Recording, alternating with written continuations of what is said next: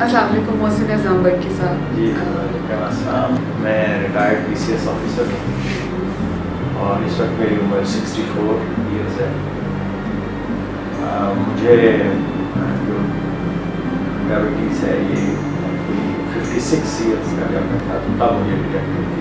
But साहब, मैं सवाल करना चाहूँगी कि जब आपको डायग्नोज हुई, जब आपको पता चला डायबिटीज़ के बारे में, तो ये इस खबर ने आप पे क्या असर छोड़ा? क्या आप कोई ऐसा मैं ख़ास परेशान नहीं हुआ। हाँ, मैं ख़ास परेशान नहीं हुआ, बस वो मैंने कहा कि चले अगर हो गई है तो अब इसका फिर इलाज। क्योंकि आपने अपनी मदर को देखा था 20 साल, वो 20 साल से उसी इलाज में थी। बस उसमें ये एक है, मैं आपको बताऊँ बड़ी दिलचस्प बात कि वो लोग साहिवाल में रहते थे मेरे पेरेंट्स, तो कभी कभार मेरे पास आते थे। तो आज से 20-25 साल पहले ये लैब्स बहुत कम थी, तो उन दिनों में डेबू के पास, डेबू बस टर्मिनल है उसके पास एक होता था, वो लैब होती थी, तो वहाँ वो चेक करवाने में जाता था। तो वहाँ पे हम जाते थे तो वहाँ में देखता था कि पूरे पूरे लोग बैठे हुए लाइन बना के, मुझे भी मदर ने भी फादर ने भी वहाँ बैठ जाते।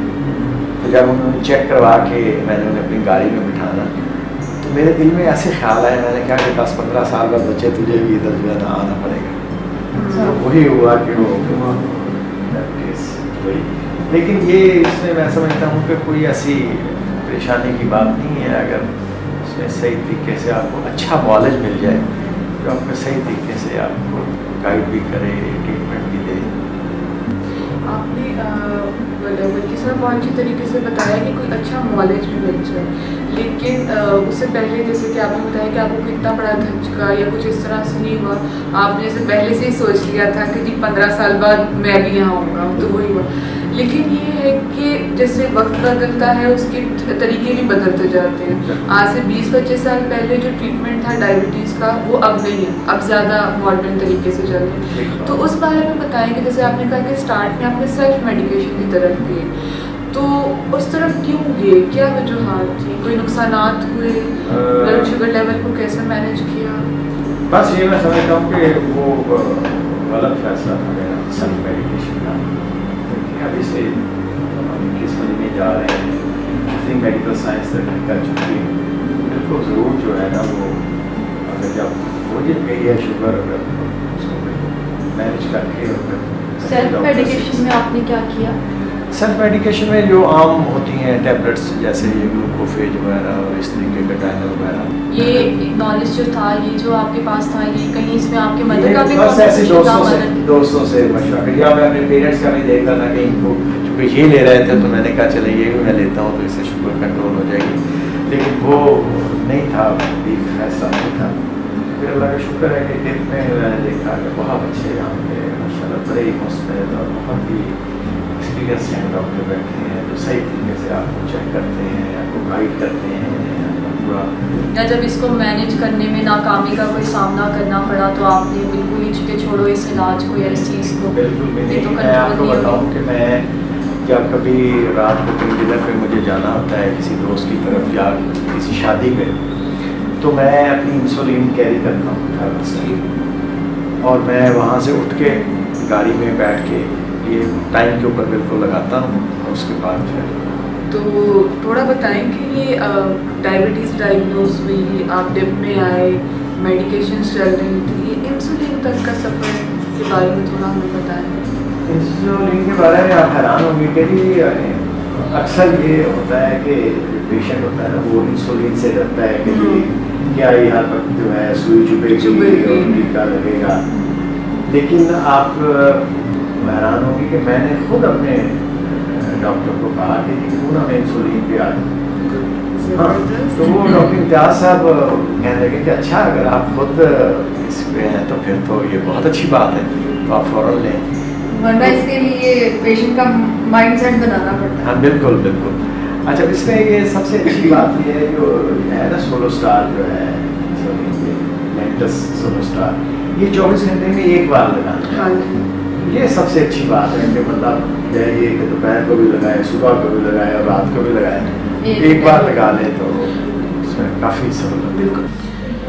सर जैसे कि इंसुलिन के मतलब हम बातचीत कर रहे हैं और उसको लेकर चल रहे हैं, तो कुछ लोग इस तरह करते हैं कि इंसुलिन को खुद से एडजस्ट करने की कोशिश करते हैं मॉलेज के मुशावरत के बगैर। जैसे कि उनको पता है जब मैंने शाम को शादी पे जाना है, खाना खाना है, तो अभी से 10-20 यूनिट ज़्यादा या कम वो कर लेते हैं। इस बारे में आप बताएं कि उन चीज़ों को आप किस तरह से डील करते हैं। जैसे कि आपने पहले भी बताया कि जाना हो तो मैं अपनी लेंटिस या जो अपनी इंसुलिन है उसको साथ लेके जाता हूँ। बिल्कुल, ये वैसे मैं कहता हूँ कि सही नहीं है बिल्कुल कि आप बदपरहेजी कर रहे हैं खाने में और उधर से आप कहते हैं कि जी इंसुलिन की मैं ज़्यादा तादाद ले लूँ, ज़्यादा यूनिट्स ले लूँ। वो मेरा ख्याल है कि मुनासिब बात नहीं है, उसमें फिर एक अच्छे तरीके से आगे लेके चल रही है। लेकिन ये होता है कि रास्ते में कहीं ना कहीं जैसे कि कोई ना कोई ऐसा रफ पैच आ जाता है कि कोई ज़बरदस्ती कहता है मिठाई खिलाओ, ये उधर की स्पेशल मिठाई आई है, या कोई कहते हैं कि स्पेशल आम आई है। तो सर उस दौरान आप क्या करते हैं कि आप कौन से स्किल्स उसमें मैं बदपरहेजी बहुत सोच समझ के करता ज़रूर हूँ। इसमें ऐसी बात मसलन नहीं है। कितनी बदपरहेजी आप करते नहीं, मैं अगर आमों का सीज़न है तो आम काफ़ी आते हैं घर में, तो मैं ज़्यादा से ज़्यादा दूंगा तो एक आम छोटे साइज़ का या उससे भी ज़्यादा। तो इसी तरह जैसे हम फ्रूट्स की बात करें, मिठाई के बारे में अगर हम बात करें कि कुछ मिठाइयाँ हम लोग को बहुत पसंद होती हैं, जैसे गुलाब जामुन या चमचम, जब हमारे सामने आती है तो हम इनकार नहीं कर सकते। तो आपके साथ कभी ऐसी कोई मेरे सिचुएशन? साथ यही है कि जब सामने आ जाती है तो दिल तो बहुत करता है, लेकिन फिर उसमें ये है कि कंट्रोल करना चाहिए ज़रूर बंदे को। मैं तो बहुत सोच समझ के बिल्कुल एक छोटा सा टुकड़ा खा लेता हूँ ज़रूर। लेकिन अब मैंने ये कहा हुआ है घर में कि घर में कोई केक नहीं आएगा, कोई मिठाई खुद नहीं आप खरीद के लाएंगे। अगर कोई आती है, कोई मेहमान आ रहा है, अगर साथ केक ले आए या मिठाई ले आए या किसी मौके के ऊपर किसी गिफ्ट आ गया किसी दोस्त की तरफ से, लेकिन उसमें मैं ये करता हूँ कि अपने कमरे में मैं अपने फ्रिज में जो कमरा है ना उसमें मैं नहीं रखता, मैं कहता हूँ इसे बाहर ही रखते हैं। अपने आप के साथ डिटर्मिनेशन का स्ट्रॉन्ग होने का क्या इंपॉर्टेंस है डायबिटीज़ में? ये सब विल पावर की बात मेजर करें। रोल है इसमें अगर देखें डायबिटीज़ में मैं ये कहता हूँ कि जी आपने एक तो अपनी डाइट जो है वो सिंपल लेनी है, कम लेनी है डाइट। दूसरे नंबर पे आपने मेडिसिन जो है वो रेगुलरली इस्तेमाल करनी है, उसमें कोई नागा या छुट्टी वाली बात नहीं है। तीसरे नंबर पे आपने वॉक बहुत ज़रूरी है इसमें, एक्सरसाइज, लाइट एक्सरसाइज या वॉक, वो एज के लिहाज से अब इस एज में मेरा हाल है मेरे लिए एक्सरसाइज से मुनासिब नहीं है।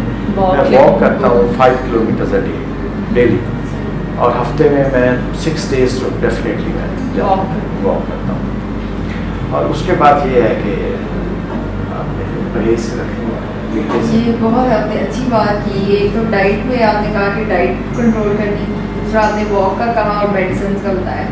इसके अलावा क्या आपको लगता है कि नींद का भी कोई ताल्लुक है डायबिटीज़ जो है उसको मैनेज करने में, बेहतर नींद का होना? मेरा ख्याल है ज़रूरी है नींद जो है ना वो। मैं वैसे अपनी जो रूटीन है मुझे बाकी नहीं पता, मेरी रूटीन अपनी है कि मैं आजकल 10:30 बजे तकरीबन सो जाता हूँ। ठीक। मैं अपना मोबाइल जो है वो ऑफ कर देता हूँ और PTCL नंबर जो है उसको क्रेडिट ऊपर उठा के रख देता हूँ ताकि मैं डिस्टर्ब ना हो। और सुबह का अलार्म फिर मैं नमाज के लिए उठता हूँ, नमाज पढ़ के फिर चाय का एक कप और आधा स्लाइस लेके फिर मैं वॉक के लिए मैं ऑफिस जाते हैं। ये मैंने रूटीन रखी हुई है कि इसमें जो है ना वो चाय के बारे में आपने बताया, तो चाय में आप क्या चीनी इस्तेमाल करते हैं? चाय में चीनी नहीं लेता जी। ठीक। चाय में चीनी नहीं लेता, दूध नहीं लेता, लेकिन मैं कॉफ़ी ज़रूर लेता हूँ नाश्ते के साथ। तो जैसे आपने बताया कि डिप आके आपको बहुत से ऐसे डॉक्टर्स का पता चला जो कि आपको प्रॉपर गाइडेंस देते हैं और डायबिटीज़ में प्रॉपर गाइडेंस बहुत ज़रूरी है। सर इसी तरह से मैं चाहूँगी कि आप हमें कुछ ऐसे सुनहरी रवैये अपने बताएं, कुछ ऐसे सुनहरी असूल बताएं जिन्होंने आपको हेल्प किया हो तकरीबन 8 से 9 साल का अरसा अपनी ब्लड शुगर लेवल को अच्छे तरीके से मैनेज करना।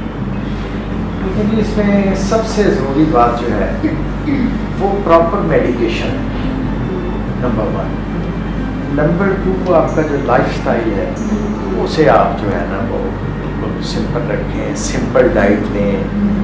उसमें आप कोई बेकरी आइटम्स बिल्कुल छोड़ने चाहिए कोई कोक और पेप्सी और ये बिल्कुल नहीं इस्तेमाल करनी चाहिए। स्क्वैशेस वगैरह या जूसेस इनसे बिल्कुल अवॉइड करना चाहिए। और फिर उनके साथ वॉक वो बड़ी मस्ट है, वॉक ज़रूर करनी चाहिए इसमें, क्योंकि ये मैं समझता हूँ कि 50% वॉक का इसमें रोल है। और उसके बाद ये है कि जो भी आप समझते हैं कि परहेज़ रखना चाहिए मीठे से, वो रखना चाहिए। सर बहुत अच्छा लगा आपके साथ गुफ्तगू करके। It's really a pleasure for us to have you here, और on the behalf of my organisation I am very thankful to you कि आपने इतना इम्पोर्टेंट टाइम हमें दिया। और आप हम चाहेंगे कि इस इंटरव्यू की वजह से और भी बहुत से लोग सीखें, ना कि वो जो ट्रीटमेंट में हैं बल्कि वो लोग भी जो कि सेल्फ मेडिकेशन पे हैं। क्योंकि बहुत जैसे आपने खुद भी बताया कि आपकी फैमिली में थी, आपको उससे हेल्प मिली, तो आप एजुकेट हुए, डिप आके डायबिटीज़ इंस्टीट्यूट पाकिस्तान आके उसने आपको हेल्प किया। तो इसी तरह से है कि it's all about changing your life styles, यानी कि इसके अंदर मेडिकेशन का भी इतना इम्पॉर्टेंट रोल है जितना एक्सरसाइज, वॉक और स्ट्रेस मैनेजमेंट। और अच्छी लाइफ गुजारने के लिए we have to bring a change. So sir thanks a lot for your cooperation. Thank you so much, sir. बहुत शुक्रिया Thank आपका। you. Sir it's token of thanks from Thank you very much. Thank you.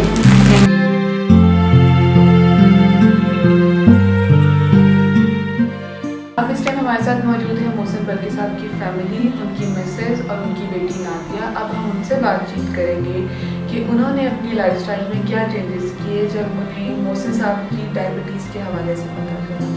तो miss मैं चाहूँगी कि आप बताएं हमें कुछ इस बारे में कि आपको कब पता चला कि मोहसिन साहब को डायबिटीज़ डायग्नोज हुआ है, और किस तरह से आप इन चीज़ों के साथ आपने कोप किया। इनकी फैमिली में था ना, हमें केमी को भी था, इनके अबू को भी थी, तो इसलिए हमें था कि भी हम टेस्ट वगैरह करवाते रहते थे रेगुलरली, क्योंकि वैसे भी रूटीन में ये काफ़ी अरसे से, अब तो 40 इयर्स के बाद से अब वो अभी दोनों की रूटीन है कि वो हर 6 मंथ्स बाद टेस्ट करवाते थे। तो वो फिर इस वजह से भी कि डायबिटीज़ थी मेरे पेरेंट्स को, तो कराते रहते थे। फिर जब पता चला तो फिर उसके बाद पहले तो वही जो मेडिसिन स्टार्ट करते डॉक्टर्स से कंसल्ट किया, लेकिन फिर उसके बाद आहिस्ता आहिस्ता भी तो कुछ अर्सा तो लेते रहे, लेकिन फिर इंसुलिन स्टार्ट कर दिया। जैसे कि किसी भी, जैसे मोहसिन साहब हैं आपकी फैमिली में, या फिर जिस फैमिली में भी डायबिटीज़ डायग्नोज होती है, तो उस फैमिली को अपने लाइफस्टाइल को चेंज करना पड़ता है। क्योंकि एक डायबिटिक पेशेंट जो है उनके लिए लाइफ टाइम प्रोजेक्ट है कि जैसे हमें पता है कि क्रॉनिक डिजीज़ है, हमेशा साथ चलेगी, मैनेज करना है।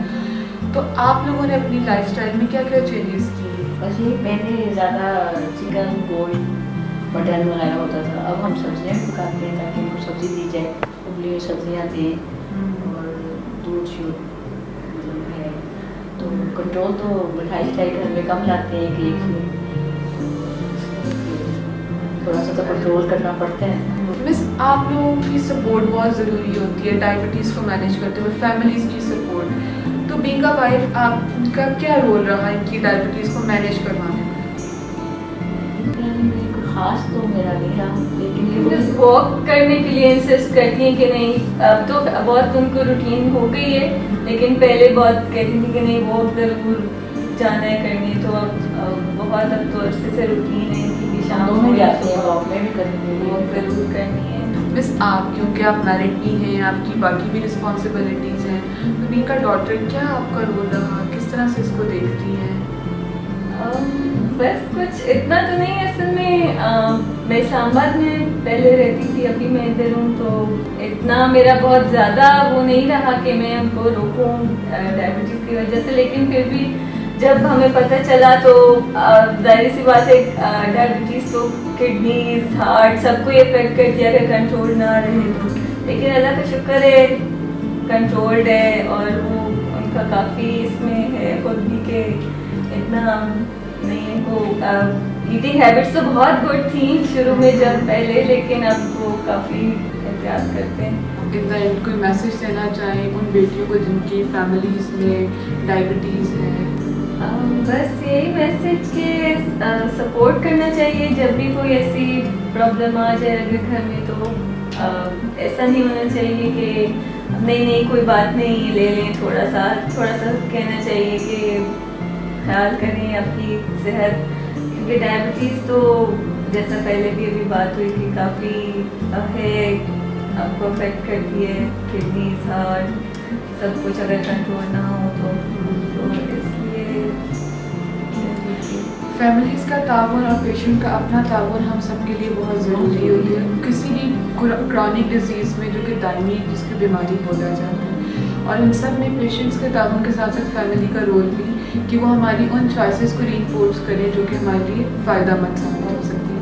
मैं आपका और अपने इदारे की तरफ से आप लोगों का बहुत थैंकफुल हूँ कि आप लोगों ने अपने इतनी बिजी स्केड्यूल में से हमारे लिए टाइम निकाला। बहुत शुक्रिया। Thank you so much.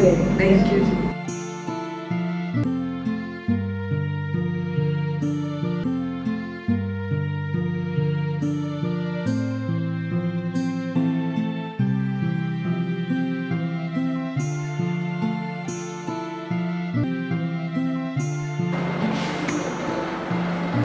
कि हमारे पास जो पेशेंट मोहसिन बरकी साहब आए थे, ये 64 की 64 साल उम्र है और इनकी फैमिली में हिस्ट्री थी कि इनके वालिद साहब को और वालदा को डायबिटीज़ थी। और ये जब इनको डायबिटीज़ पता चला, इनको बिल्कुल कोई अलामत नहीं थी कि इनको डायबिटीज़ है, लेकिन बाई चांस इनका कोई रिलेटिव शुगर टेस्ट कर रहे थे तो इनको पता चला कि इनको भी डायबिटीज़ है। उस वक्त इनकी शुगर 250-300 से ज़्यादा। ज़ाहिर है कि जब उनको जो पता चला तो ये बिल्कुल शॉक की कैफियत में चले गए और इनको कुछ समझ नहीं, और इस चीज़ को उन्होंने किसी से शेयर नहीं किया। और इसका ना शेयर करने की वजह से इन्होंने अपना जो इलाज है वो खुद ब खुद करना शुरू कर दिया। उसमें कुछ दवाइयाँ कुछ शुरू की, लेकिन क्योंकि ये सारी इस तरह थी कि उससे ज़ाहिर है कि उसकी डोज प्रॉपर एडजस्ट ना हो सकी, तो उनका शुगर कंट्रोल में नहीं हुई। तो बहरहाल उनको फिर हमारे इदारे का पता चला तो वो ये तशरीफ़ लाए। तो जब हम इनसे बातचीत हुई तो ये काफ़ी परेशान थे और इनको बहुत सारी अलामत ऐसी थी जो आमतौर पे डायबिटीज़ कंट्रोल ना होने की वजह से होती, जैसे बार बार यूरिन के लिए उठना और इनका वज़न कम होता जा रहा था, टांगों में शदीद दर्द रहती थी, चलते हुए सांस फूलता था, तो ज़िंदगी एक बहुत अजाब की तरह है। तो जब ये हमारे पास आए तो हमने जब हिस्ट्री ली तो उनका जो ट्रीटमेंट उनको सजेस्ट किया, और लेकिन उससे पहले हमने जब ट्रीटमेंट शुरू करने से पहले हमने एक काम किया कि इनका हीमोग्लोबिन A1C किया, जो उस वक्त 7.8% था, तो और ये काफ़ी ज़्यादा था। और हम उनको इलाज शुरू किया जिसमें कुछ अद्वियात शुरू की, जिससे आहिस्ता आहिस्ता और इनसे टेलीफोनिकली हमने राब्ते में रहे और ये अपनी शुगर बाज़ औक़ात हमें बिलमुशाफ़ा मिलते रहे, सेशंस में आते रहे, इनसे बातचीत रही। तो इस तरह इनसे एक राब्ते की सूरत पैदा हुई। तो हम इनको गाइड करते गए कि अपनी ग़िज़ा में ये तब्दीलियाँ लेकें। लाइक हमने ये कहा कि आप कम से कम पूरे हफ्ते में 150 मिनट फ़िज़िकल एक्टिविटी यानी वॉक करें, चाहे आप पूरा हफ्ता 30 दिन करें और 5 दिन करके एक छुट्टी कर सकते हैं, या 25 दिन करें तो रोज़ करें। फिर भी वक्त नहीं मिलता तो 50 मिनट के 3 सेशन कर लें। तो ये हमने इनको सजेस्ट किया। फिर हमने कहा जो आपका इस वक्त मौजूदा वेट है, वज़न था, ऑब्वियसली वो ज़्यादा था थोड़ा सा, तो हमने कहा उसका 5% कम कर लें, जिसके लिए उन्होंने ज़्यादा एफर्ट की। और तीसरी चीज़ जो हमने उनको उस चीज़ का मशवरा दिया कि खाने पीने के औकात मुकर्रर करें और खाने पीने की मकदार का तयन कर लें। जो हम आपको बताते हैं उससे ना ज़्यादा लें ना कम लें, और अपने खाने में जो है हेल्दी डाइट को वो उसको इस्तेमाल करें, जिसमें सलाद है, जिसमें फ्रूट्स हैं, सब्जियां हैं, ये चीज़ें इस्तेमाल, और चिकनाई का इस्तेमाल कम से कम करें। तो साथ ही साथ हमें इनके कोलेस्ट्रॉल और बाकी गुर्दों के टेस्ट भी करवाते गए जो बिल्कुल नॉर्मल थे। बहरहाल हमने एक नुस्खा तजवीज़ किया, और जब हम 3 माह बाद जब हम इनको दोबारा इवेल्यूएट किया, ये सब्जेक्टिवली बहुत बेहतर महसूस कर रहे थे। इनकी टांगों की दर्द ख़त्म हो चुकी थी, इनकी अपने काम पे जो पहले छोड़ने की सोच रहे थे वापस चले गए। जब A1C इनका टेस्ट किया तो उसमें 5.5% था। तो आज ये हमारे मॉडल डायबिटिक हैं और हमें इन पर फ़ख्र है कि इन्होंने हमारी हदायत पे अमल किया और अपनी ज़िंदगी को